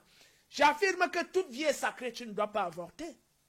Tu ne dois pas faire des sacrifices où tu manges des clitoris avec les cœurs, tu sodomises les gens. Tu ne dois pas faire ça. Et l'homosexualité est radicalement interdite dans la pratique de la Maat. Parce que personne ne peut accéder au statut d'être de lumière s'il pratique l'homosexualité. Nous avons, ce que nous avons présenté ici la dernière fois, sur le livre des morts d'Annie, intitulé, la formule c'est Kererti per em imenet, nenek en nek. Oh toi Kererti, Kererti c'est l'un des 2 juges qui préside au tribunal d'Osiris. En réalité c'est l'un des gardiens des portes célestes. Parce que pour ascensionner, n'est-ce pas, on va revenir sur les rites initiatiques. Il faut que Kererti, devant lui, qu'il confirme qu'on ne t'a jamais sodomisé, ou que tu n'as jamais sodomisé quelqu'un. Parce que là, c'est le vol d'énergie et c'est la désacralisation du sacrum, ce qu'on appelle le sacrum. C'est là où la base de l'énergie humaine. Oui. Voilà. Donc, quand tu désacralises ça, en ouvrant cette voie et en y déversant le sperme, c'est un acte de sacrilège qui ne te permet plus d'accéder au statut d'être de lumière. Donc, tous ceux qui font des pratiques de sodomie, que ce soit dans la Kabbale, la franc-maçonnerie, sont voués à chuter. Et donc, ils deviennent des bêtes du monde abyssal. Voilà. Et comme ils savent qu'ils sont déjà voués à cela, ils veulent donc précipiter tout le monde à cette destruction-là. Donc, après avoir suivi donc les commandements de Maat et les lois de Maat, la deuxième procédure, c'est l'initiation. Et dans l'initiation, comme on n'a pas assez de temps pour décrypter le mystère d'Osiris et d'Isis, on va débriefer ça très simplement. Osiris est présenté comme l'aîné, c'est-à-dire celui qui a ouvert la voie de sa mère. Il est l'aîné. Il est donc, en tant qu'aîné, il est le guide. C'est lui qui montre le chemin. C'est pour ça qu'il est donc le civilisateur de l'humanité. Il est donc le roi pacifique qui a apporté la civilisation à l'humanité parce qu'il est né avec des capacités psychiques en adéquation avec les lois divines, les lois de Maat. Il est donc le pacificateur, celui qui étend la justice, l'ordre, l'harmonie, l'équité, le civilisateur, le pratiquant de la Maat, celui qui accepte d'affronter même la mort pour démontrer son immortalité et sa nature divine. Donc Osiris est le premier des initiés qui a voulu montrer le chemin à l'humanité en leur enseignant qu'ils ont une nature de l'humanité, en lui enseignant l'humanité, en lui enseignant qu'elle a une nature divine, cette humanité-là, et qu'elle doit découvrir cette nature divine à travers la pratique de la marche et à travers l'épreuve de la mort initiatique. Et ce pour son épanouissement. En quoi consiste la mort initiatique? La mort initiatique consiste justement à apprendre à mourir avant la mort physique. Et c'est après avoir vécu l'épreuve de la mort initiatique, c'est-à-dire sortir de son corps pour accéder aux visions supérieures, afin de voir les mystères de l'univers, afin que le jour où tu meurs, tu saches effectivement où tu dois aller et que tu n'aies plus peur de la mort. Or, chose curieuse, les chrétiens ont peur de la mort parce qu'ils n'ont pas vécu cette épreuve de mort initiatique. C'est pour ça qu'ils sont dans le doute. Ils prient tous les jours, ils se lamentent tous les jours, ils chassent Satan. Mais comment tu peux te chasser? Comment tu peux chasser le maître que tu adores? C'est pour ça qu'ils sont constamment malades, ces chrétiens. Ils tombent constamment malades. Ils ont toujours peur que Satan, leur Dieu, les châtie, les persécute parce qu'ils sont perpétuellement en persécution.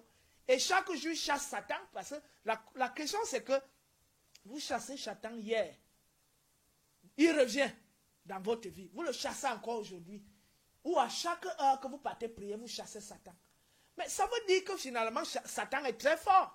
Et c'est que ces gens, donc ces chrétiens, ces pratiquants du judaïsme, et qui partent se lamenter sur le mur de lamentation, et ces musulmans qui jettent la pierre et tout ça pour éloigner Shaitan et les djinns et tout ça, n'ont pas compris qu'en réalité leur culte est fondé sur le culte de Satan.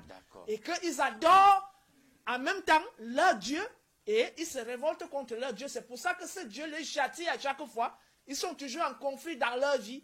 Ils ne prospèrent pas. Bon, les musulmans au moins prospèrent parce qu'ils connaissent au moins que les pierres, il y a des pierres précieuses. Au moins ils ont appris à connaître certaines choses dans la nature. Mais les chrétiens s'enferment dans leur chambre pour adorer Satan, qui ne voit jamais et qui les persécute tous les jours. Ils ont toujours faim.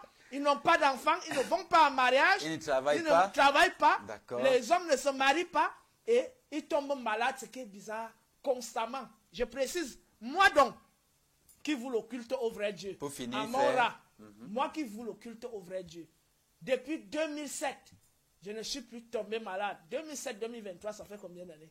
Ça fait 16 ans que je ne suis plus tombé malade. Frère Nyamsi, toi et moi, on se connaît depuis 5 ans. Tu as suivi que je suis couché, que je suis malade? Non. Voilà, ceux qui me connaissent, personne jusqu'aujourd'hui ne va vous dire que le type là est tombé malade. Donc, je prospère. Maintenant, je ne vais pas parler uniquement de moi, je voulais revenir. On va chuter, frère, vraiment, nous sommes pour dire que la pratique donc de la voie initiatique qui mène vers le divin repose sur 3 principes. 1. La pratique de la marche, la justice, la vérité et l'harmonie, tels que nous avons vu ces commandements et ces idéaux. 2. L'initiation qui nous permet d'affronter l'épreuve de la mort initiatique. Et 3, la reconnaissance, parce que même dans cette initiation, tu dois connaître ta généalogie.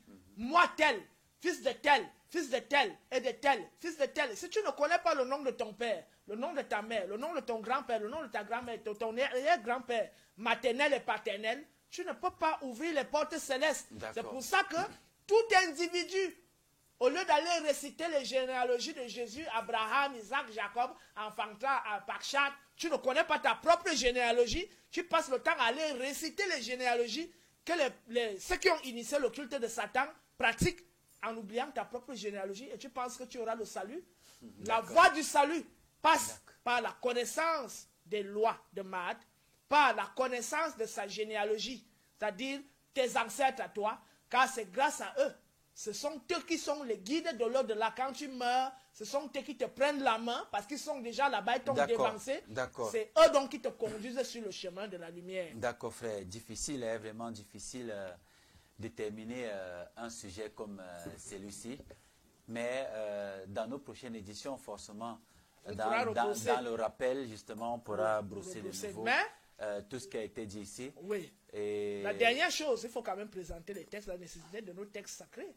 Parce que nous concluons notre propos en disant, au lieu de continuer d'adorer Seth, c'est-à-dire Satan, qui est Yahweh, qui est Elohim, qui est Baal, nous vous invitons, c'est-à-dire cette divinité qui est dans la Bible là, nous vous invitons, parce que la Bible est le livre de Satan, que vous la lisiez sur le plan littérale, que vous la lisez sur le plan ésotérique, nous verrons de voir que la Kabbale pratique la sodomie, qui est interdite chez nous. C'est vrai, frère, on ne revient pas dessus. Nous vous présentons donc les textes sacrés africains auxquels vous devez vous reconnecter et que vous devez apprendre à connaître, à décrypter. Si vous ne pouvez pas les décrypter, rapprochez-vous de ceux qui ont déjà été cultivés dans ce domaine-là pour qu'on vous aide à comprendre nos textes sacrés. Vous avez les textes des pyramides que tu peux présenter là.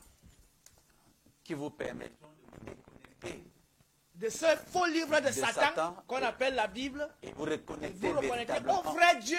Avec vos ancêtres. C'est-à-dire à mon Ra. Qui mène vers le vrai Dieu. Voilà. Que l'ancêtre des Hébreux lui-même a reconnu comme le roi de Dieu. Vous avez les textes des pyramides, les textes des sarcophages. C'est la continuité, c'est-à-dire des textes des pyramides. Et vous avez donc le livre des morts, qui est en réalité le livre de sortie à la lumière. Mais au jour. Voilà. Voilà, merci infiniment, vraiment merci. C'est pourquoi nous n'avons pas justement peur de la mort, parce que la mort n'est pas une fatalité. Pour nous, Africains, on meurt d'abord spirituellement, avant de mourir, n'est-ce pas, physiquement. Voilà, rendez-vous est pris, rendez-vous est pris, rendez-vous est pris. Il y a le calendrier liturgique. Je pense qu'on le fera samedi, parce que samedi, justement, tu seras sur le plateau. Vous avez le calendrier liturgique qui permet donc la pratique du culte traditionnel africain. On va aborder la thématique sur comment comprendre le phénomène de la réincarnation. Ça sera samedi, toujours sur ces mêmes antennes. Et notamment dans le cadre, cette fois, de l'émission Kamita. Merci infiniment, madame, monsieur, chers téléspectateurs, de nous avoir écoutés. Et à la prochaine pour une nouvelle édition de votre émission Sagesse Kamit. Bien le bonjour.